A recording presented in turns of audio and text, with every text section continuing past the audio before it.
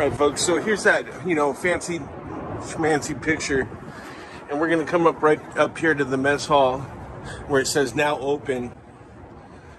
And I don't know what's open here, but this looks like a garage. And it's empty. And you can see that's a far building.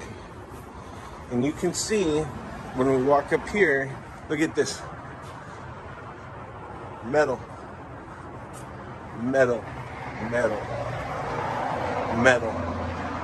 Because there's windows. Metal.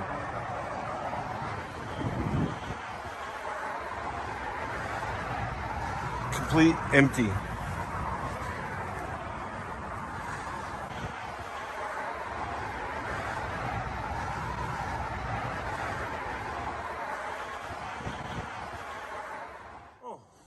All these empty buildings, but it says now open. Oh, look at this cement.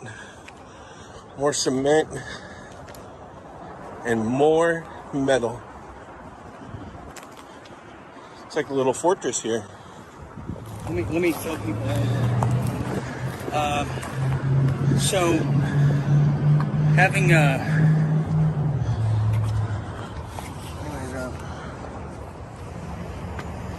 what you see here is what they call family fusion centers. You see them usually at the borders, but now you're seeing them more and more come into the inland. These are for families or dissidents, but they want to say families, everything's happy, it's called happy money. And now,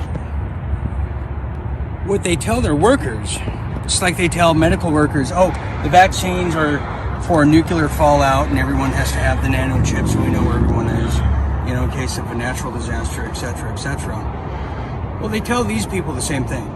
If and when these corporate global communists take power, and certainly California's been castrated from anything Bill of Rights, anything constitutional, liberty, freedom, that people like you, myself, my colleagues, my friends, well, we have a nice little happy little fun zone for us where you feel, where you're quite confused sometimes whether you're in a family-friendly place or you're in San Quentin prison. So these things all flip around in a maximum lockdown because these people don't play around. Now, what we know in Sacramento, in the northern part of California, and we have exposed it earlier on, 7 months ago, they're putting all these cages everywhere. They're putting cages, just lines and lines of cages.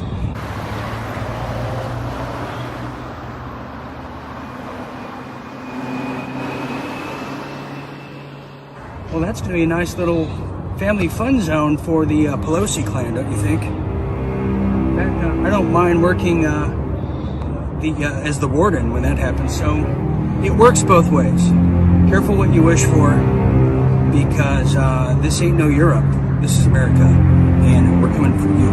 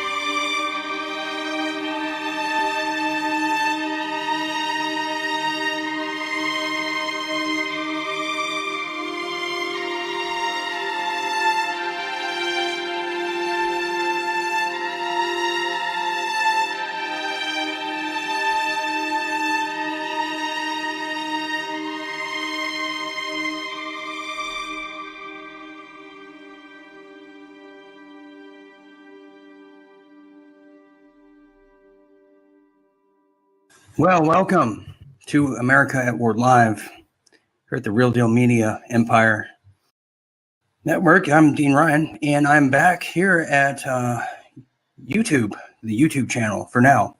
In the past week, you may have noticed that I was not around. And there's a story to be told, a very big story. because something very drastic took place with yours truly about a week ago. Valentine's Day, to be exact. And I've never celebrated Valentine's Day and never really did anything, but God, did I do something later that night going into the 15th. And I'm going to talk about that. And I'm going to be very honest with people of what exactly happened. Let me just set it straight with people of what took place here. The 15th and the 14th of February, about a week ago, I was at a hotel as I was relocating from the place I've been. You may have seen the shows, but it was an Airbnb I was at, because that's another long story, but I was there and it was just too noisy. So I said, it's time to move. And scouting different locations, my colleague and I, we got a 2-room suite hotel for about a week as we looked at different places to revamp the studio and broadcast to you. Now, what happened on the early hours of February 15th, 2:45 a.m., was we saw a woman outside of our window at 2:45 a.m., February 15th, pushing a stroller. And the woman, just to be honest, no offense to junkies or hobos, but she looked like a junkie and a hobo. And she was pushing a child, looking up at the windows as she was passing around a hotel, 2:45, doing laps, looking up and whistling. So we're relaxing after the show, after the round table and everything, and I hear this whistling outside. Okay. I hear whistling again. Well, that's bizarre. You know, it's late. It's kind of a dark alley behind the hotel. Why would somebody be whistling? Our window was open and the light was on. So I walked up there to go have a cigarette. It was actually about a minute or two after I'd heard the whistling, but didn't expect anybody to be down there actually. And then there's this woman, and so I'm thinking, okay, she's a homeless woman. She's got a stroller that she is pushing around her recycles in, like most of them do. And she says, "Hello." I said, "Hi. How are you?" "Fine." And she starts walking away, and you hear a kid start to make noise, and I'm like, what the fuck? I'm like, yo, Dean, there's a lady back here right now that's pushing a kid in a stroller that was just whistling up at the window at this time of the morning. You don't think she's trying to sell that kid, do you? And he's like, let's go. I'm like, go where? And he's like, let's go down and check it out. I'm like, really? He's like, yeah, man. I'm like, all right. So, put on my shoes, grab my jacket, start to walk down, and I don't know, Dean was taking his time, and I got out there a little bit before him, and as I walk out the door, I see this woman talking to this guy that, you know, as Dean describes, it looked like like he was affiliated with, other people. And I thought it was the weirdest pair. Like, why would she be talking to him at this time of night in front of this hotel? But okay, so I go and I sit down where the bench is, because they had a designated smoking area. And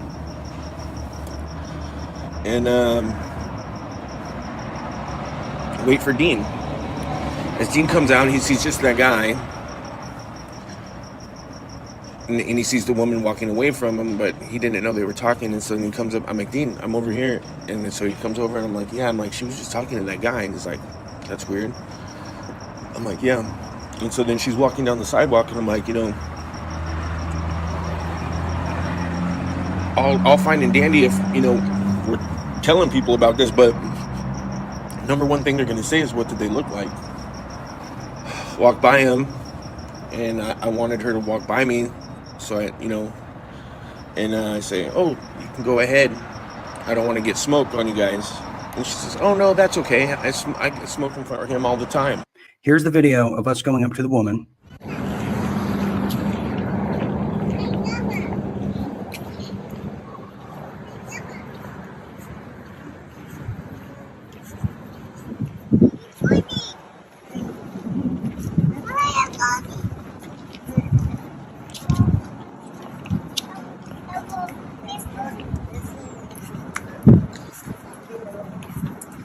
Oh, you can go ahead. I don't want to get smoke on you. It's okay. Go ahead.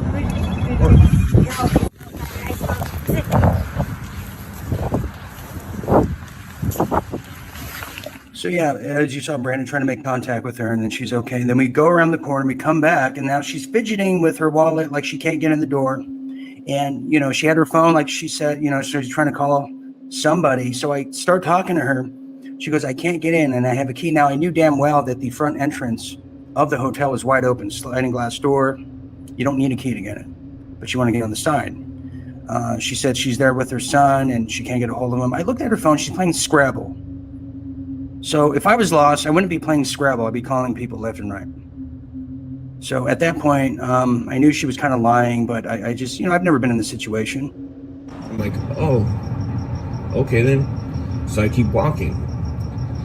Then the guy that was sitting down right outside the front door of the hotel on the bench, the tattoo on his, next to his eye, starts rushing up behind me.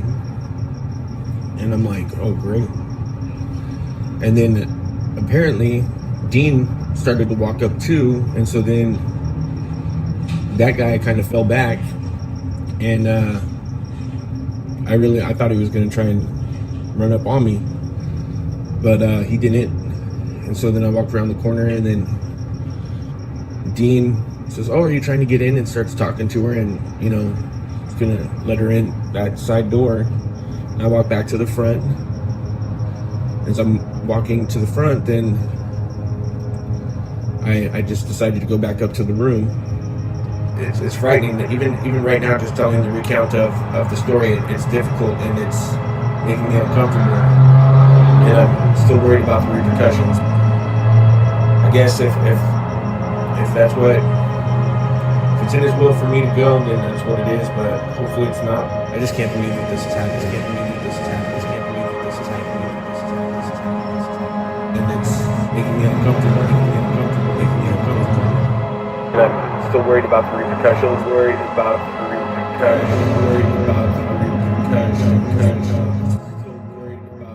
Clearly, he didn't belong to that lady or the MS-13 character. You don't need a DNA test to tell me that. Okay, so look at that face, look at the eyebrows, everything. Here it is. And I must tell you, that is the exact same kid who I saw up close. And I turned pale white. I was shocked. I'm like, oh, dear me. Everybody, I think, in the room. So this is now Monday, February 15th. I want to say about 10 o'clock at night, Pacific Standard Time. We're now discovering this, and we're thinking, what the hell are we going to do? It's one thing to talk about all these atrocities around the world. It's another thing to be, right in the middle of them.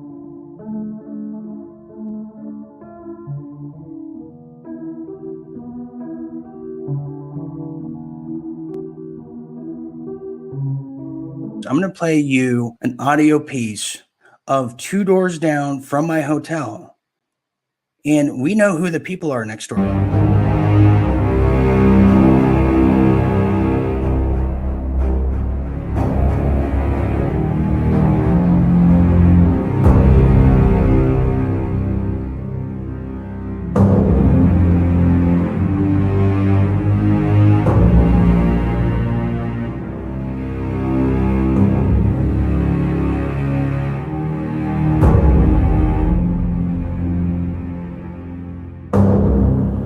So it's the same night. It seems like it's the next day because it was so early in the morning when we had saw the woman.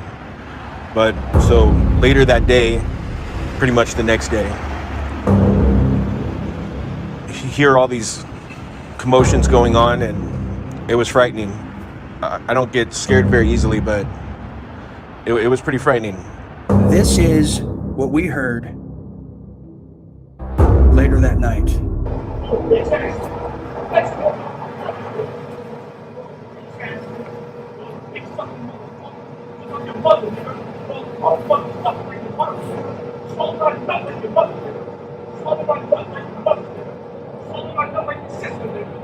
Yeah, I'm mad. I'm mad. Yeah, I'm mad. I'm not trying to go. Ain't no friend. Yeah, little bitch ass nigga, you scared. Still got no information from me, my nigga. Still got the information to book your flight. Still got the information to book your flight. Little bitch ass, pussy ass nigga. Little bitch ass, pussy ass nigga. You talk about your mouth. You talk about your mouth. You study top up and get pussy. You don't make money on this shit. I just want to kick your ass. I just want to kill you. There's a method, bro. I ain't met you in San Jose and I'm a liar. I'm a liar, baby. You little bitch. You still haven't sent no information. You still haven't sent no information, little homie. It's not playing, little homie. You still haven't sent no information. You still didn't have it. You still didn't have it. He was speaking to an underling who's one of the traffickers. Now we've established there's trafficking happening here. And my colleague, after he accosted that woman, which is a big part of the story, he went to the 7-Eleven, he got an iced tea, he got, some essentials, and was followed by one of the gentlemen who was circling the woman who he was the watcher. He was followed by that guy and another person on a skateboard. Then as he walked up, he saw the 3 people that you just heard there. And what you don't hear in that is you hear like a hammer on somebody's head, and then you hear choking. Hear all this happen, and I'm like, whew, I am not staying here. So I order an Uber, and then, it was something like 12, 13 minutes out, which, you can order the one that waits that long, or you can order the fast one. I ordered the fast one because I wanted to get the hell out of there, but it was still that long. And so then about 6 minutes into it, all of a sudden, after that happens, we are freaked out. Now we're getting the hell out of there. We're freaked out, like, we got to go. We just heard a murder. After this goes on, we're like, we're out of here. We have the Uber driver now. This happens immediately after that. Okay. Fire.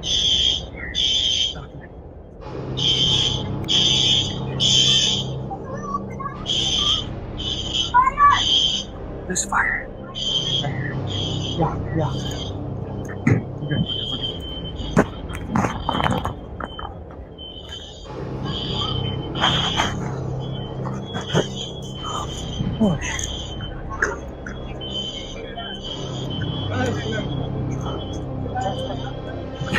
It's crazy.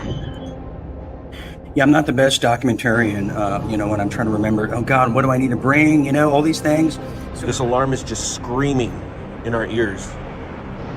So we're scrambling. I grab my computer. Dean grabs his computer. And, we're out the door. But it still took us a couple minutes to do that. And, I thought they would maybe come and say, like, hey, you guys got to get out of here because we're making sure, what else do we need? And so we go out the door, look to the right, and that guy's there holding his door open, just standing there like he's waiting for somebody. I thought he was waiting for us.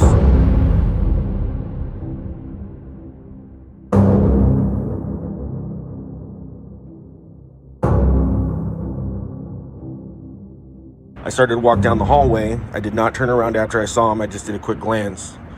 Come up to where the elevators are, and there's another hallway that goes all the way to about the same distance, because it makes a big L, the hotel. And that whole hallway was billowing with smoke.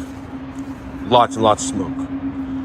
And so we go right to the stairway, start going down the stairs, and halfway down, so we were on the 3rd level, I think it was about halfway down too. Here comes a guy with a bicycle, a mountain bike, that he's going up the stairs with. And I'm like, there's smoke up there. Like, it's not a false alarm I'm pretty much conveying. And his response is, I know. So I'm like, okay, like, right on, man. You must have something important up there or something. And then get out to the parking lot, and there's, kids screaming, and everybody's pretty much already out there. We're one of the last people to actually get to the parking lot. And I noticed there's a woman coming up when she's got, this, like, the tray where it's got, like, the handle in the middle, and it's plastic, and then it's got things on both sides, and, there's all the cleaning tools in there, and she's making a beeline right to the door. And it was eerie. And I'm like, whoa. And I tried to motion to Dean, and he was in his own world. We were, you know, it was pretty intense. And so it was tough to communicate at the time, and so I just continued on my way and walking down the sidewalk, and there's a kind of a fat kid right there, and it's like he was waiting for somebody, this guy, and he comes walking around the corner with his sweatshirt, and it's covering his hand, and his hand is like he's pointing a gun at everybody as he's walking by to a vehicle. I would imagine in case anybody tried to stop him, he wasn't going to be stopped. And so I just continued on my way. I did not look at him again. I tried to, I just didn't even stop to have Dean or try to communicate it with Dean. I just kept going. We get to his vehicle, and it's still very intense. Everybody's very high emotions, and there's like 4 to 6 fire engines already in the parking lot, and I guess the fire captain comes up in his red Suburban and parks, a few spots down from us, taking his time getting his stuff on, his gear and whatnot. And this guy comes up with a camera on a tripod. I thought it was a stringer, but it was a large camera with a tall tripod, and he points it right at Dean and I. And I'm like, okay. And then leaves it there for maybe 30 seconds or a minute, and then pulls the camera off, folds the tripod up, and takes the camera away. So as I'm trying to do inventory in my head, Brandon's taking all the surroundings in his head. So I'm doing inventory, he's doing surroundings. Now let me tell you what I wish to God I would have captured as we were going down the fire escape in the hotel 10 minutes after the murder. It was an underlink. It was one of the traffickers who really screwed up on some operation. I don't know. We're going down the stairs, and a guy coming up the stairs had a bicycle. And I told him, I said, there's a fire. And he goes, I know. Oh, good. Okay, because it looks like you don't know, or you're up to something else. Connected to him, right behind him, is a woman with 2 cleanup kits. So 2 people are running to the fire as we're running away from the fire. And just so you know, they're not, none of them were firefighters at all. So they had 2 cleanup kits, like Clorox and duct tape and all kinds of stuff that you would see, and again, that Mr. Wolf in that movie would do when he would clean up a murder scene. So as we're coming out of the hotel, there is somebody with a video camera, and then another person who has like a sweatshirt over what appeared to be a firearm. And we're like, oh God. Now we're out of there. Now the Uber's there, and the fire engines are all there, because the firefighters are now coming, about 4 or 5 fire engines. And the weird thing about the fire engines is that they block the entrance and the exit out of the hotel, in and out of the hotel. That was from my car, which my car was dead. The battery died as we're leaving, and nobody's allowed to leave, and the entire hotel is evacuated. The Uber comes. This is what happens. The Uber picks us up. He starts asking a lot of questions, and then he says, or he keeps telling us how tired he is, how tired, lethargic. Oh God, I just need to pull over. And I'm like, okay, well, what are you, the driver? Are you the same driver for like Princess Diana? Just go. So he goes, and then he drops us off at a Motel 6, just to gather our thoughts and get the hell out of what we just, experienced and heard. As soon as he does that, this guy, this Uber, turns his lights off, goes to the gas station directly across from the Motel 6, turns his lights off, parks there, and watches us. Well, that's a hell of a time to go stargazing. Oh no, he's not stargazing, he's looking at us. And then Brandon went to go check who the guy is. On the Uber profiles, you have to have a profile, you have to have a picture, all the things to be a driver, I would assume. Unless you just be anonymous, then that'd be not Uber. But this is what we saw when we look back at his profile there in Uber. Yeah, he's deleted. he deletes his profile, you know, his name, probably fake, but yeah, he's deleted. And people are like, well, why haven't you called the police? Why not call one of the hotlines right away? Let's get real about this. John Podesta and Chelsea Clinton, they set up a lot of these hotlines to intercept these type of calls. Go look at the witnesses to the Vegas massacre. Look what happened to them. They all decided to kill themselves. So I'm not going to be another statistic, because I understand how these things go. And look, I was in the wrong place at the wrong time, but I'm the right guy to be there, because I studied these things for a very long time, and I knew that on some level, because even the police chief or the fire chief that was there, things did not look right. There was an EMT, there was a paramedic van in this parking lot of the hotel 24/7.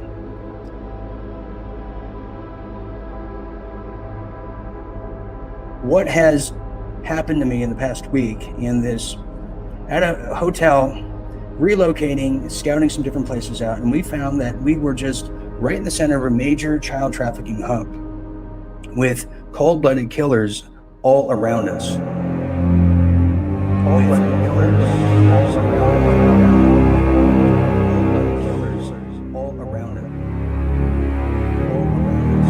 With cold-blooded killers all around us. Things did not look right. There was an EMT, there was a paramedic van in this parking lot of the hotel 24/7 with cold-blooded killers all around us. Detective Cagney, it is good to have you here. Please tell me, how did you get involved in this ongoing case? I was watching your show, and you did a segment on some underground trafficking that you were aware of, or you thought that you were aware of, that was happening in Orange County. And it was after that that I started digging into it just a bit deeper. And I have, obviously, I am a retired officer, but I still have friends that are on the force throughout the United States. So I contacted some friends of mine and asked them to do a little investigating on the site that you were speaking about. At that point, we discovered that you really did discover something that is actually happening there.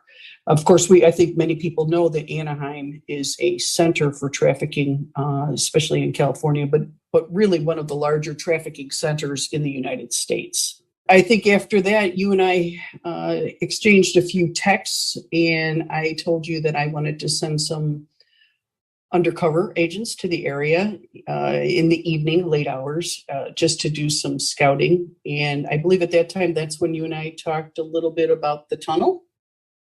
So my background in police department comes from the fact that I am the fourth generation of police officers in my family. There's only one, actually not an officer, and that was my father.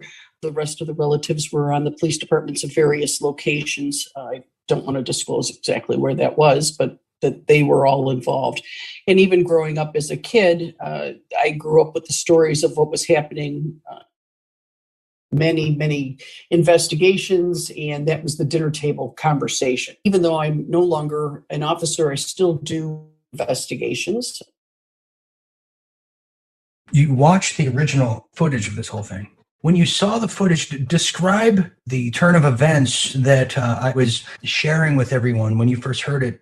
Was it like shocking? Because of course you've seen all kinds of different scenarios, being from a long line of detectives and police and being in the force yourself. Was this a very unusual case at first that was kind of hard to believe until you actually got involved? The elevator scene that took place and the noises that you heard in the vicinity, that piqued my interest, because it's not something that's normal that happens in decent hotel. I mean, we're not talking motel, no-tell here. We were talking major chain, and it's not normal activity. And also not that far from Disney. I think watching what you were going through and feelings that you were feeling is what really pulled me into this whole scenario. After watching the show, and I told you that I was going to get in touch with people if it was okay with you. I didn't want to step on your toes, given the fact that this is a very sensitive issue. And you said it was fine. So I reached out to some friends of mine that were detectives out in the area of Orange County, at which time they said, okay, well, we'll take a look at it. We'll go there in the evening and we'll stake it out and see if we see anything. Well, lo and behold, absolutely everything that you said, they did see. What I'd like to start with, first of all, is they did identify the grated area that you had walked over to and showed that it looked like it was an underground tunnel of some sort, and they verified it was true. However, on first inspection, they found that those grates were locked and they could not get in. They were going to try to examine that tunnel a bit, but they couldn't. There was a padlock there.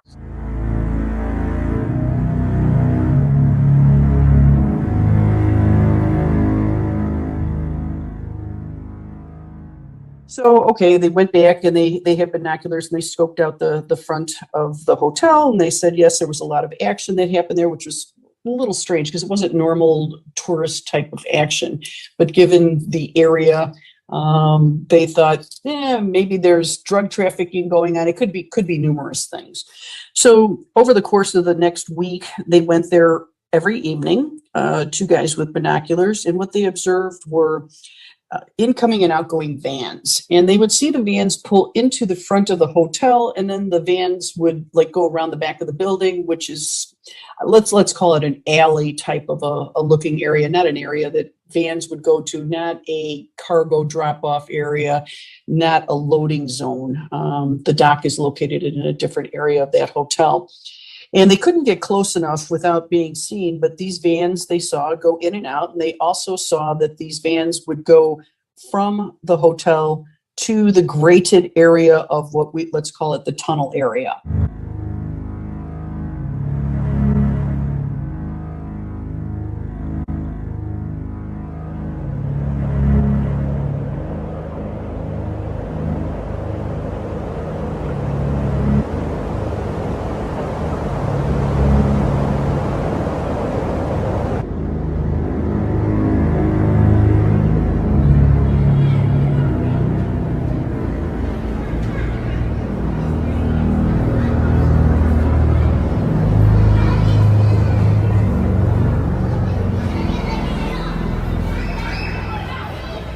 So they decided they needed to take another modicum here, and they have a woman that dressed as she was homeless because she could then get closer to the hotel to see if she could see where were these vans going around the backside of the hotel that these two gentlemen could not see with their binoculars.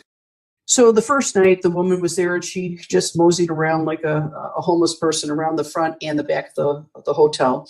And lo and behold, in the back of the hotel, extremely dark circumstances. Again, I have to stress that it is not a loading zone. It is not a dock. But there were two vans, one that is tan and one that appeared to be either light blue or a light gray. Hard to tell in the lighting that's over by the hotel. And she noticed that the vans would park there for 5 minutes, 10 minutes, and then the vans would leave. Well, unbeknownst to her, those vans were then going to the tunnel access.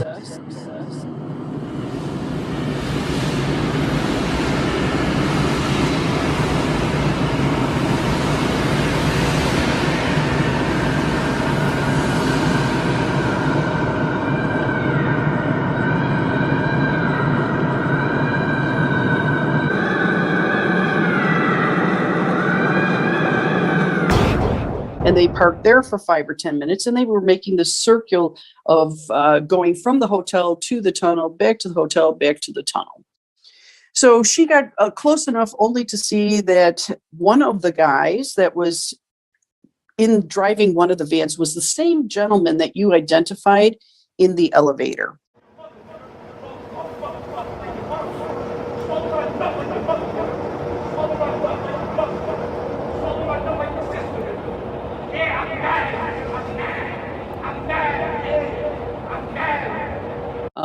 At which point those gentlemen basically told her she had to get out of there. She was homeless. Get out of here. You don't belong here. So of course she left. When she got back with the two guys that were watching with binoculars, they decided to then walk over to the tunnel since the vans had actually left the area. And what they observed there, Dean, was the grate was locked. However, from the night before, there was nothing in the tunnel. This particular night that they were there, what they could identify approximately 15 to 20 feet into the tunnel was a woman's shoe. This is the part that was extremely startling to me and to them as well, in assuming why would there, if you can't get in there, how did a woman's shoe suddenly appear? Just one shoe, and it was either light beige or pale pink shoe be in this tunnel. This prompted them to want to do further investigation because the shoe was not there the day before. The gates are locked, so how can somebody get in and out if someone is not opening up the gates and allowing traffic, meaning people, someone walking, to be able to get through? It's impossible physically to be able to fit through that grate as a human. You could not fit in between the bars of that gate.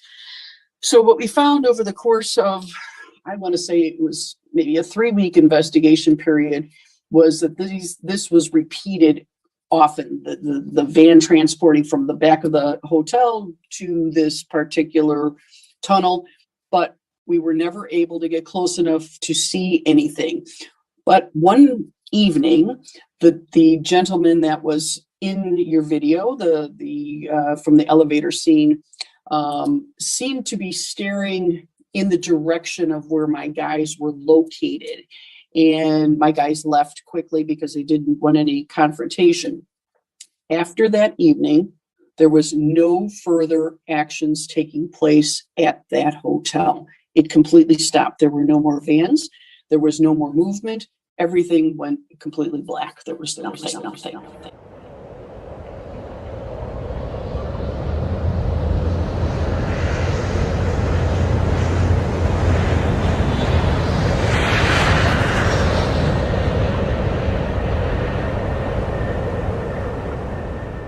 Brandon had given us a license plate number, and we ran the plate number and we found out that it belonged to a person that's living in the Nickerson projects, which, if you're familiar with it, that's a pretty shady area at 114th and Central approximately. And that is the same vehicle that was in and out of that hotel continually. Furthermore, the person that was driving the vehicle also had a motorcycle and was seen on numerous occasions it coming in and out of the hotel and basically just driving the perimeter, more or less like he was the scout. This particular guy would drive the perimeter of the parking lot. He would go in that alleyway behind the hotel, and then he would park it and he'd go back in. Then maybe 30 minutes later, he would come out and do the same thing. This is when my guys started really feeling like maybe the observers were being observed. What we did see was an EMT truck in the parking lot before the fire that was just parked there. That was their place to park. But the license plate of the motorcycle belonged to, I want to say, the darker complexion fella, not at the same hotel, but at the other hotel that he later stayed at, which that guy was frequenting up and down all hours of the day. And he saw him at 3 a.m. take out a pink, what seemed to be little girl's backpack out of his trunk at 3 a.m. in the morning. We identified that darker person was the same person that was doing the scouting of the parking lot on anywhere from 20 to 30 minute intervals. Now, if this person is actually, let's assume this person works for the hotel. There is no reason that a person every 20 to 30 minutes who works in a hotel would come out, get on their motorcycle, drive the parking lot, drive behind the hotel, and then go back into the hotel and work again and come out every 20 minutes. I mean, even if you smoke, you're not having a cigarette break every 20 to 30 minutes. And this happened every night that my guys were there. Every night, the same person. And it's the same person. We have positively identified the photograph to the person on the motorcycle and also to a person who was one of the drivers of the vans. The interesting thing is we found out he's a security guard at the particular hotel that we stayed at. What doesn't make sense is if he's a security guard there, why is he frequenting the other hotel that's not part of the chain of this hotel if he indeed is security guarding? In my lifetime, I have never known of a security guard who is on duty, who part of his duty is to then get on a motorcycle and drive around a parking lot every 20 minutes. It's that they walk, but they certainly don't get on their motorcycle, because I would assume they wouldn't want to draw attention to themselves with the noise of the motorcycle. And furthermore, coming and going out of the driveway that enters into the hotel in 20 to 30 minutes, why would you leave the property? I mean, you would leave the property and come back on the property, drive around the parking lot, drive around the back of the hotel, park your motorcycle and go back in. Not normal behavior. But I also want to call attention to the fact that these vans that the homeless woman, let's call her that, saw, windowless vans, more like a cargo van. It would normally lead a person to say, well, you know, maybe they're dropping off delivery for the morning. However, we go back to the point that where the vans were parked behind the hotel was absolutely, positively not the dock where you would make or receive deliveries. It was a back door. And the way the vans were parked, you could not see what was going on when the door was opened or closed. And why then would a van go from a back door, two vans, and then back into the let's call it the FEMA tunnel area? Why would they do that? And they would do it nightly or every other night. And one time there's a couple days in between where they weren't there, but then they were back in full force. What were they bringing from the hotel to the tunnels? What? And then the biggest question comes in, why then was there a woman's shoe? We discovered is not only is that the FEMA fusion center area that we showed, but that hangar that was on the same property, it was size of maybe 2 football fields, was also doing, it's related to FEMA. So did they verify it is indeed a FEMA zone area? I don't think that we could say that they positively identified that it is a FEMA zone. Those type of things generally are kept hush-hush. And, I don't want to insinuate that the police department is corrupt there, but there is corruption throughout the United States. And therefore, that type of information would not be something that would be, let's say, public information, nor would have been supplied to my guys. They would have no part in knowing that. That would be more covert operations. I would assume, though, given the location, that is a FEMA operation. But if it's FEMA, then why are they taking vans into that gated, let's call it gated area, and it's locked up? Why? I was doing the Real Deal report in, I want to say April, from about April to May of 2020.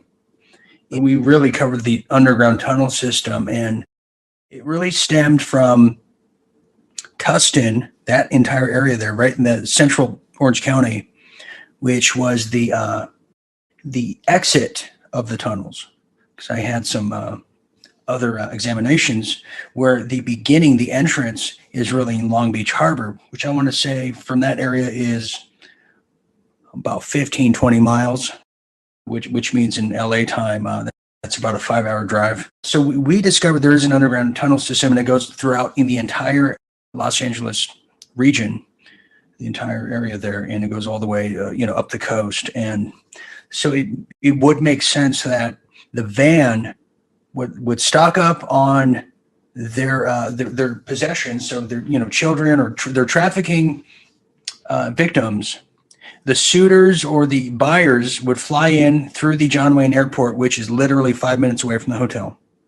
Come to the hotel, purchase, do whatever they got to do, pay, and then they transport the child somewhere else throughout the underground system under the guise of FEMA.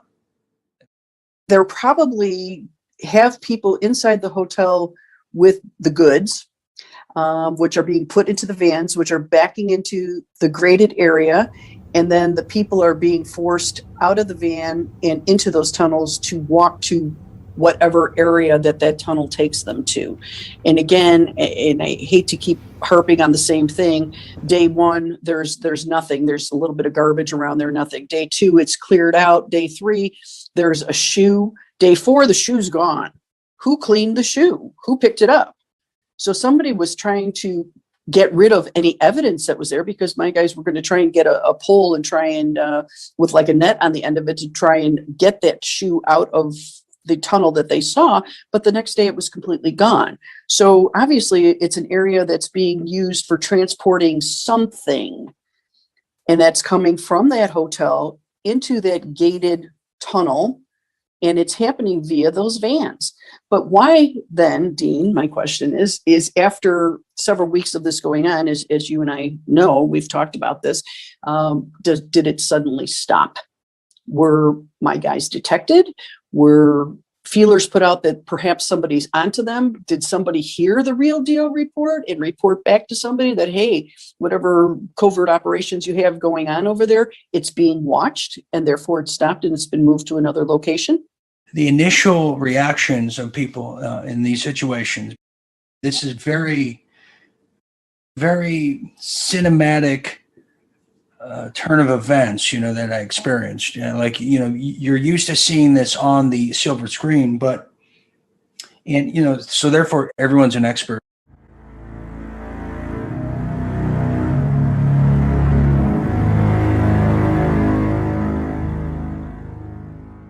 Homeland Security are at the land, sea, and airports of this country, working hard to keep you safe. If you see something, say something is more than just a slogan. Something suspicious while traveling that doesn't look quite right, say something to the proper authorities right away to protect you and your fellow travelers.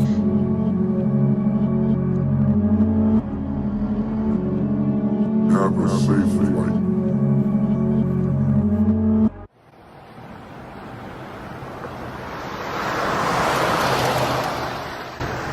What we realized and noticed right off the bat was that the security of the hotel had really been involved. I mean, we heard the walkie-talkies. I mean, everybody was scouting around.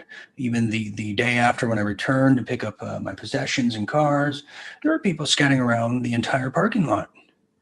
And based on that, plus based on the entire operation at hand, I mean, we believe we heard a homicide that involves some very high-powered people, that calling the authorities, per se, was almost calling the Grim Reaper to come and just sweep me off my feet at that time. The fact that during the fire were the possibility of it being two cleaners coming in after it was a homicide. It was an extremely dangerous situation. Cartels were drug trafficking organizations, which no longer is just the case. They saw the money involved in human trafficking and human smuggling. They completely took over. And when they take over, they act accordingly to how the cartels operate, which is with violence, intimidation, coercion, everything else that that the cartels are known for. And the cartels don't care. It's a commodity. It's like this chair that I'm sitting on. That's what they see, that child. All they want is the money to be paid for that child. In the Bible, it says that stupid people go towards danger, and I let them know that, well, it's that may be true, but when danger comes to you, then what are you supposed to do? And when that danger involves a child, they can't fight for themselves or fend for themselves or say anything for themselves, let alone, then what are you supposed to do? And at what point does ignoring it make you become part of the problem? And, neither Dee nor I asked for this, expected anything like this to ever happen, but we were confronted with it straight in the face and had to make our decisions in real time. We couldn't stop or think about it or, ponder it. It was happening right then. And for what we've done, for what Dean's done, I believe that we acted in a noble way. And I believe that we made our decisions based upon if we were in the situation or it was somebody that we knew. And just because we don't know them, so many people have told me, you know, it's not your kid, what are you doing? Yeah, well, it is somebody's kid. And if it was me, or if it was you, or if it was your kid, wouldn't you want somebody else to do something that was in that situation? It's kind of like that show, you know, what would you do? And I feel we've been tested and we know what we would do. We stepped up to the plate and we did everything we could. We made the smartest decisions at the time. The ramifications from that, maybe they'll come back to bite us in the ass. But you know what? We weren't snooping around. We were in our hotel room. It came to us. And if people are being that loud about their business, if they're that comfortable about something that's that illegal, that's a scary thing for everybody. That's a scary thing for society. That's a scary thing for people. A lot of people like to think, hey, here's what I would do. But until you're actually in the situation, your life's actually on the line, people are actually following you, do you think you would still be so brave? Hopefully you would. But I don't regret anything that I've done or any decisions that I've made. In fact, I'm proud of the decisions I've made, and I can sleep at night. I hope that's not the same for them. That picture of the elevator with the woman, with the guy with the gun, that in itself, I can't believe that Brandon at that point was not grabbed by these people. It was the right thing by not calling the local authorities because unfortunately, you know, the force is full of corrupt people, and I think that would have been alerting them sooner where we wouldn't have even gotten any further investigation to shut down the operation at that particular location. It was only because we were able to have people scouting from far enough away with binoculars and go day after day after day to see if the same scenario was happening over and over, that we could say that, yes, there's something that did definitely take place there. But what we have witnessed and what Dean and Brandon witnessed is definitely not that. It's not buying a gram of coke. It's not getting a lady for the night. It's definitely deeper than that. And I think that the fact that it's close to the tunnels and the fact that the vans were going to and from those tunnels tells me that there's human trafficking involved. Surrounded by the busy borders of Disneyland and the booming business economy of Orange County is Harbor Boulevard, a hotspot for human trafficking. It's everywhere. Think about it this way. It occurs on the street. It occurs in motels, in hotels from very low end to very high end. You have it occurring through illegal escort agencies and adult clubs. Each of them is huge, so you can imagine the extent of the problem here in Orange County. We could say that, yes, there's something that definitely did take place there.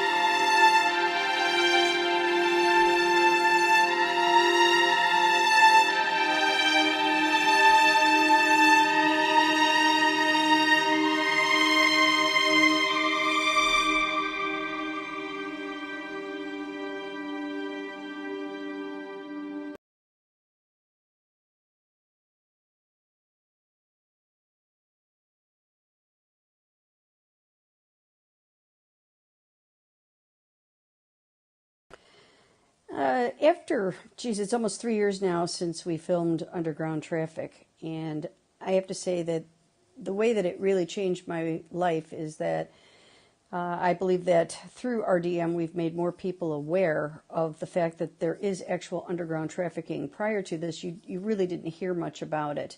It's more reported in the news, but yet there's many tales that have yet to be told.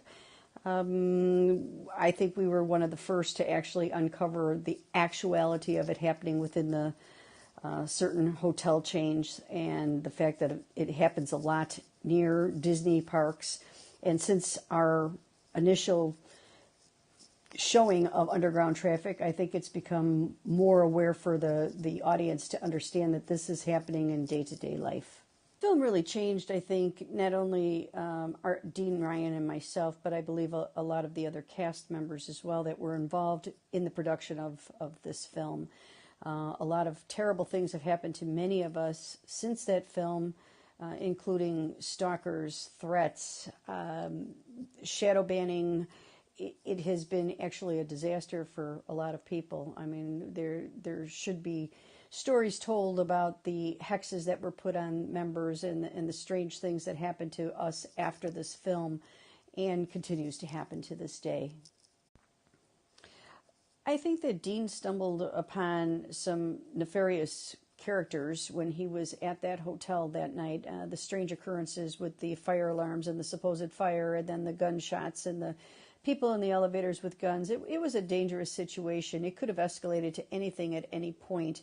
After he ran across the woman with the baby, was that baby actually being trafficked? I can't honestly say that the baby was being trafficked. However, I could say that that person was involved in trafficking, not necessarily that child. Don't know that answer.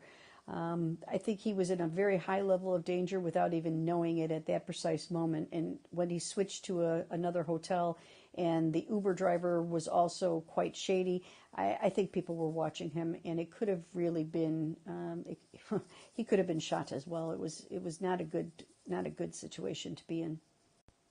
Knowing the dangers that happened during the filming, prior to it being aired and afterwards, do I regret doing it? No, absolutely not. Would I do it again? Oh, absolutely, for sure. I think we do it on a daily basis. Both Dean and myself, we're always looking for answers and scouring to see what's going on to report to people. I don't regret it at all. I wish we had more information, and actually, I wish I could investigate it further. I think that Dean has done a considerable amount of work in trying to uncover the trafficking that goes on throughout the United States. It also obviously goes on in Europe as well, but let's focus on the U.S. And I think that he uncovered many things, I mean, including when he got into the JonBenet Ramsey case, and you can see now that there are many ties to satanic rituals and groups of people that are nefarious to underground traffic people, children, women, children, not just children. And I think that he has called many things to light in subsequent films that he has done, and I think we'll continue doing this in the future, and I look very forward to being part of it. One thing I think that people need to consider is that with the overflow of what's happening on the borders and what's coming into the borders, is there actually more of this underground trafficking happening right before your very eyes? You're just seeing people coming over the borders. What's going on underground? And I think that that's a question that people are not investigating deep enough. So you're seeing coming over the border, a majority of people coming in are men. Where are the women? Are they underground? Are they being trafficked? Is this all part of a new society that they're trying to create? There's a lot of mysteries, I think, when you look at trafficking on how it's being done right before your very eyes, and people need to open up their eyes and keep them peeled. Watch those parks, watch the amusement parks, watch the national parks, and people go missing every year. Where are these people? They're never found again. Were they trafficked too?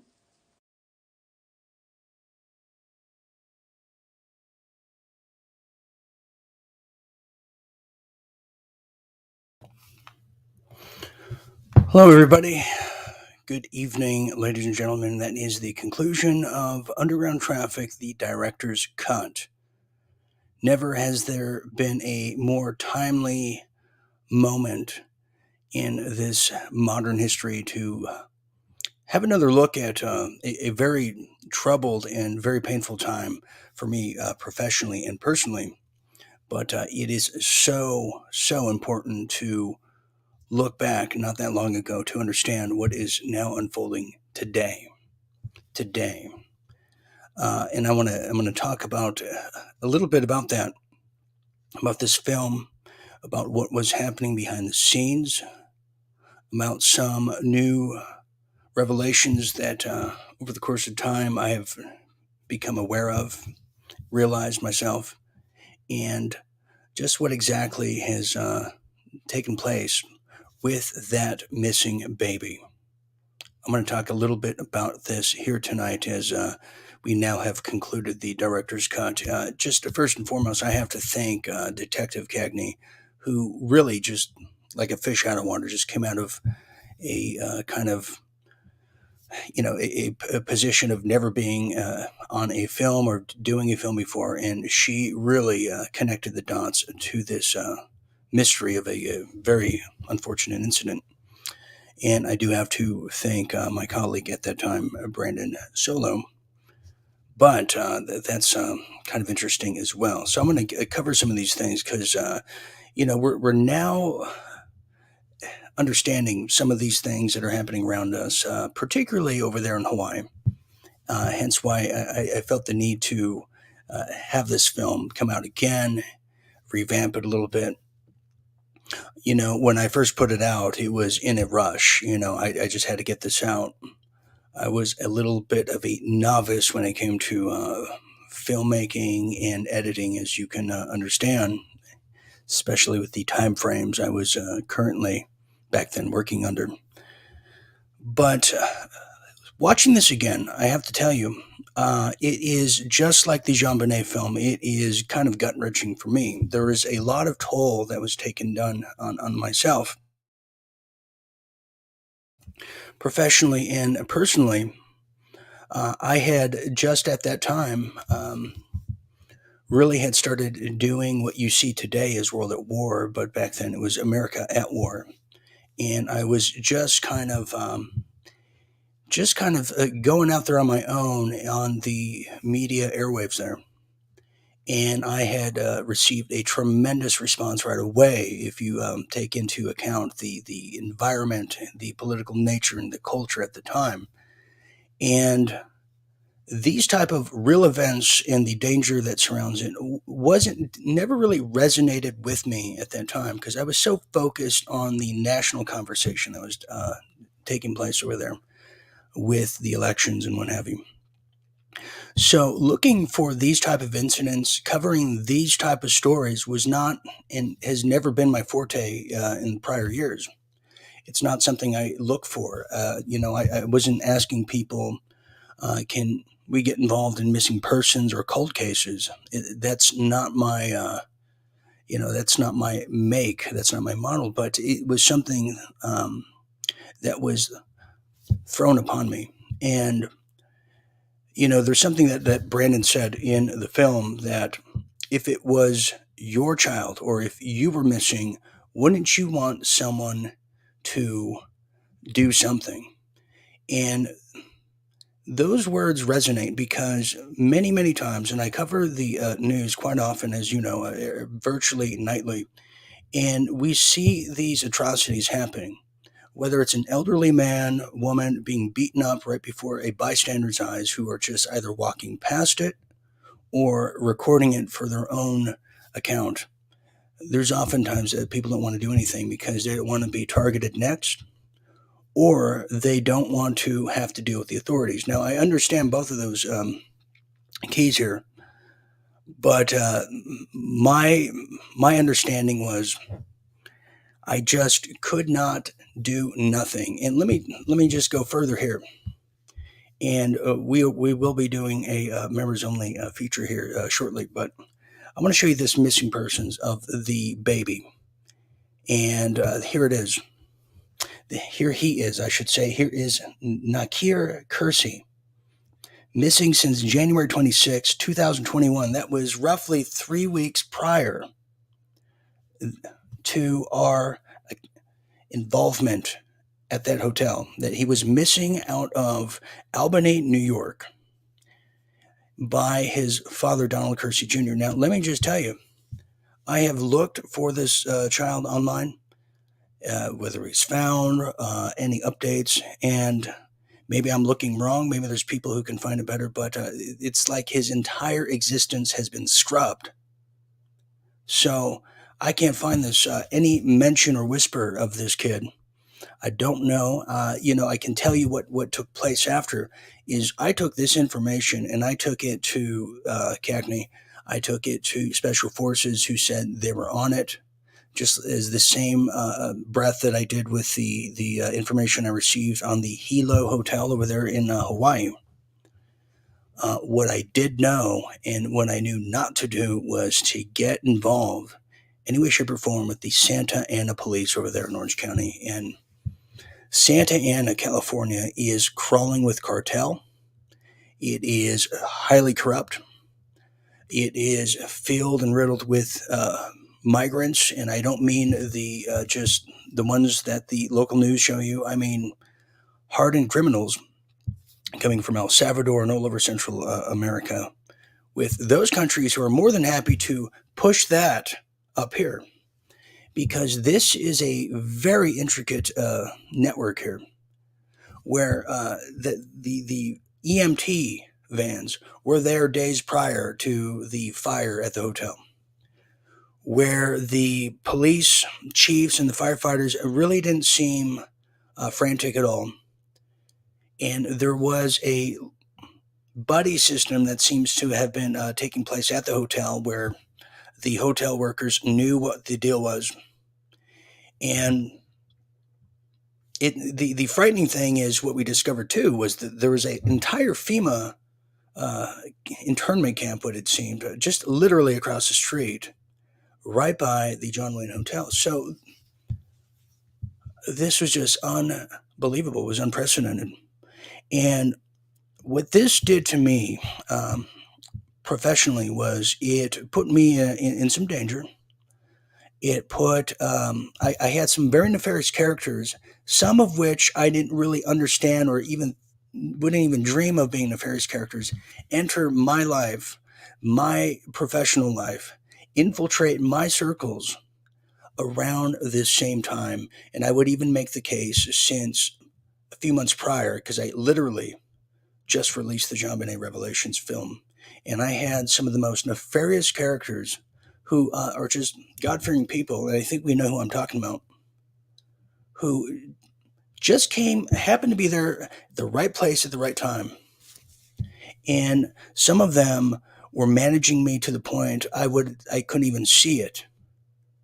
I couldn't even see it. I was being managed to nosedive into oblivion here, and it took me a long time. And it's just something that shocked me to the core. Now, on a personal level, as I just wrap up my feelings here, on a personal level, I was just heading back to California at that point to fight the good fight around that time in Orange County. And I had never been more at home, because obviously I'm from there, but there was no urgency to leave. And it caused a major disruption for me personally. And that's a longer story, but it was something that I had to flee the state of California at that time. I had received advice that we were being tracked on our phones. Obviously, the nefarious Uber driver who had dropped us off somewhere was very questionable, as his profile no longer existed. He had no name. What Uber driver just has one name? So that was very weird. Now, let me tell you what I have now come to realize now after the fact, all this time later. And there are some things that happened. So I've now explained the infiltration, but I have to tell you, the Brandon Solo character, very, very questionable. This was a guy who I think was dealing narcotics, I believe. and was tied to the cartels. Because I noticed we would have, when we first aired and premiered this film just years ago, we did a live Q&A, and he would not dare mention any name or any reference towards any cartel. And what we clearly saw, he started backtracking, and he started putting blame on me and shade on me just out of the nowhere. And I thought that was weird. And he was constantly trying to find out where I am. And I had to cut off all correspondence with him.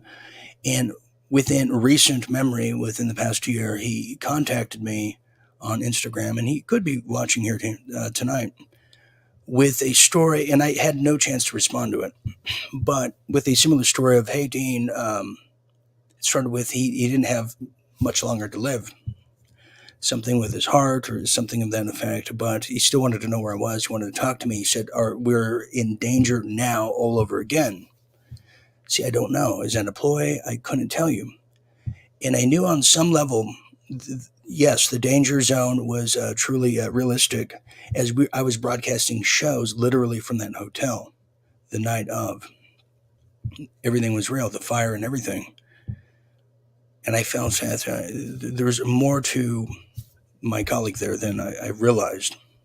And I've not spoken to him since, and I don't have plans to. And if he's watching this, I hope he's well, and I hope he's not a nefarious character that I kind of think he is. Or let me rephrase that I kind of think you are.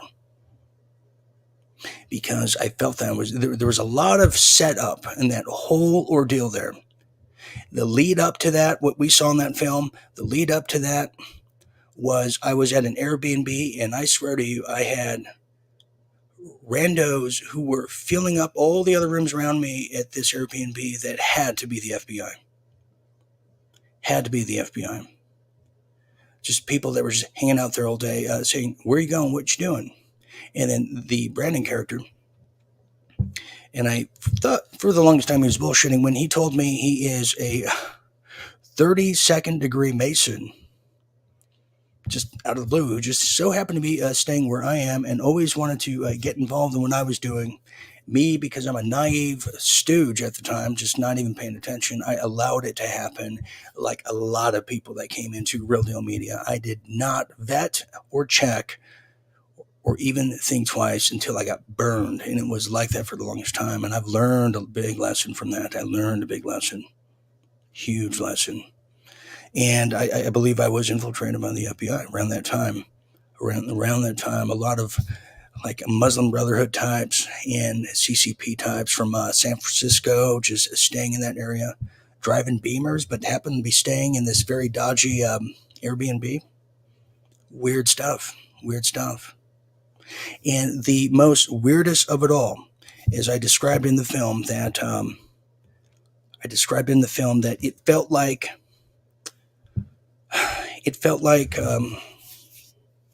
Pulp Fiction. And we were talking about how it did feel like that. And I'll tell you, when we left that premise of the burning hotel, when we finally left, and we wound up going to a Motel 6 where his friends were, just for safe haven, and I don't know how this happened. This is way too weird of an anomaly to even explain or try to make logic out of. When we walked into that motel room over there at Motel 6, it was a couple, friends of his, they had two flat screen TVs. Okay, they had two flat screen TVs, and both of those television monitors had the film Pulp Fiction on it.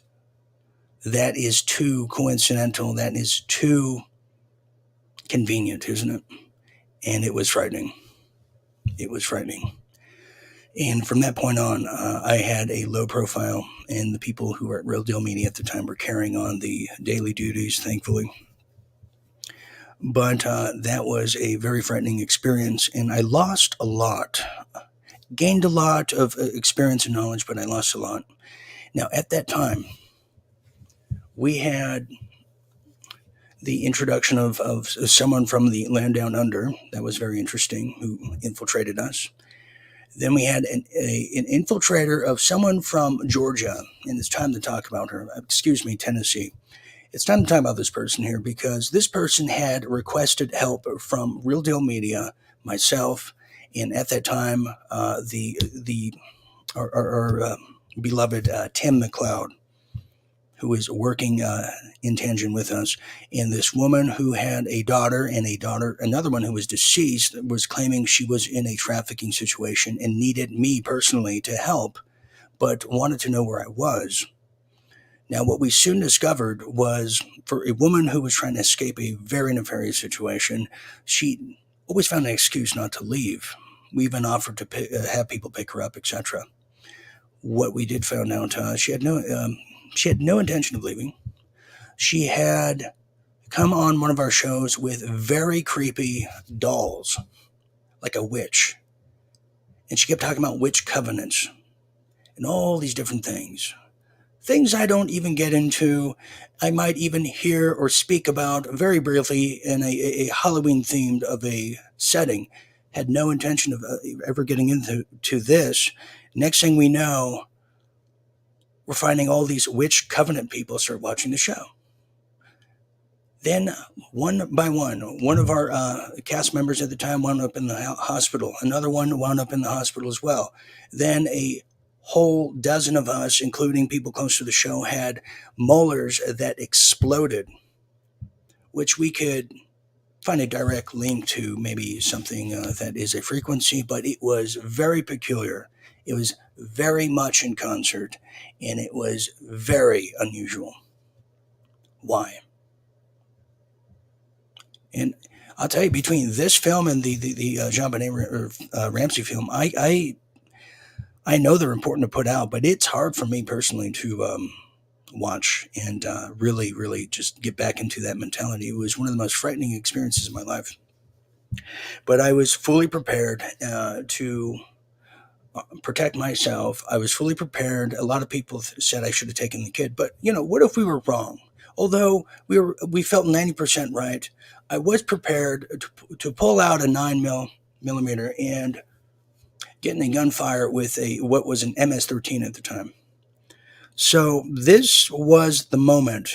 This was one of those moments in life. It's split decision, and it could have gone either way. And I felt that I did the right thing is for what I could have done at the time, because that whole area wound up being, that entire hotel area, they wound up just wiping it out, and none of those people were ever seen there again following the film. So that's kind of in a nutshell what happened. Highly infiltrated Real Deal Media was. I'm lucky I'm still able to do this to this day.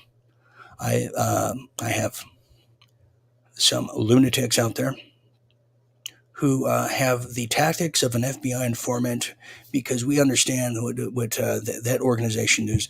They hire some of the most drunk lunatics you could ever think of, not just well-seasoned professionals. That's the days of the old.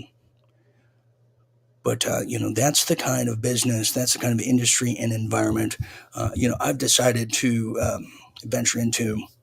And I have no plans of ever faltering, have no plans of ever flinching, and no plans of ever backing down. And that's my policy. So I want to thank all of you here tonight who witnessed the director's cut here of Underground Traffic. It really tells a story that is not unique. Outside of, there was two people, me in particular, that decided to do something about it within our means and still live to tell about it. So I hope that resonated with a lot of you out there, and hopefully we can prevent this from happening, and also understand that it's happening in our own backyard where you least expect it. So that's what I see. So anyways, I want to thank all of you here, and you can feel free to share this film as it's free online. Share it and discuss. And outside of that, I will see you all soon. Always remember, stay tuned and stay awake. Good night, everybody.